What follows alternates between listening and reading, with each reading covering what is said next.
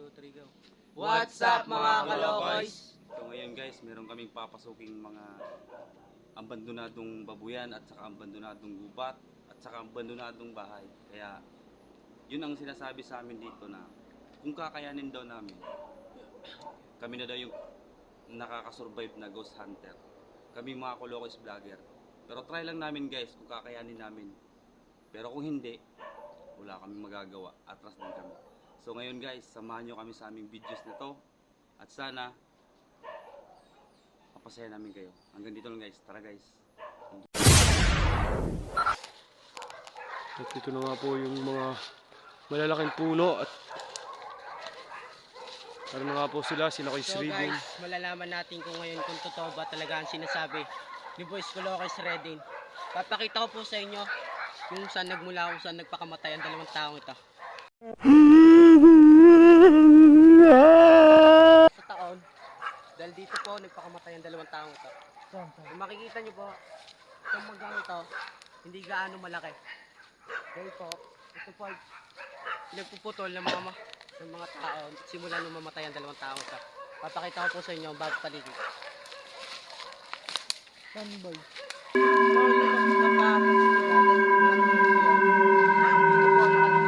Yung katawan ng isang tao. Ito po ay nakabigte.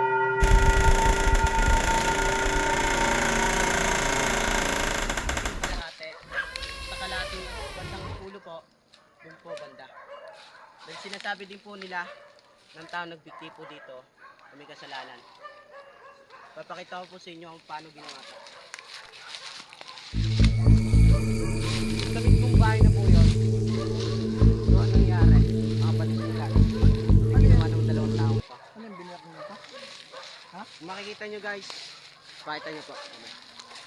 Makikita nyo po yung bahay na po yan. Diyan po nagsimula kung paano pinilitan ng katawan, pinigte, kung ano-ano kababuyan ang pinagagawa sa dalawang tao ito. Tara, pasukin natin. 2 hours later. Guys, nagdalawang grupo kami at yung iba nating kakalokoys ay nandoon doon sa kabila. Tapos tayo, dito natin lilibutin ito. So tara na. Okay.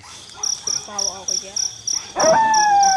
So, basta, sa sinasabi ko sa inyo, walang takbuhan. Kung ano mang mararamdaman, pag di natin kinaya, Ano, walang takbuhan. Pag may nararamdaman kayo, tahimik na lang.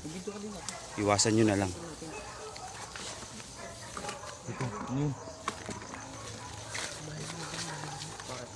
Tara.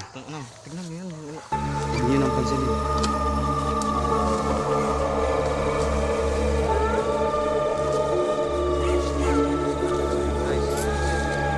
Yan guys, nagsisimula pa lang kami. Hindi ko lang alam kung napansin ng kaibang kakalokoys natin. Pero guys, sa totoo lang, hindi sa pagbibiro. Meron talaga guys. Punta pa namin doon sa may bahay na yun. Wala na ka nakatira doon. Sa bahay na yun. Wala. Talagang nakakatakot guys. Iba yung pakaramdam ko doon.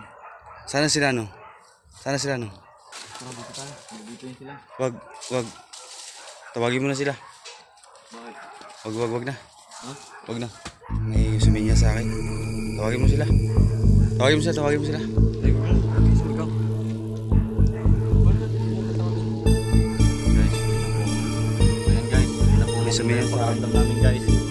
Sana bumalik na yung iba natin kakalokoys kasi guys. Hindi namin kinaya. Dito pa lang guys.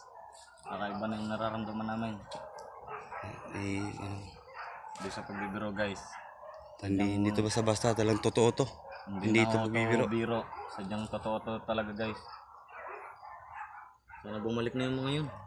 Natulala ako kasi parang may suminya sa akin. May yumakap sa lig ko. Tingnan. Hindi. Dito kami sa may bahay na ano. Madilim. Si Jason parang sinampal. Oo nga.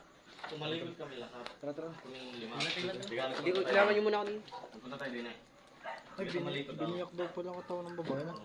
Hindi, dito kami Tapos may suminya sa akin. Huwag na to. Hindi na tayo tutuloy. Mga papapamak na talaga tayo. Para siya nakaganto lang no.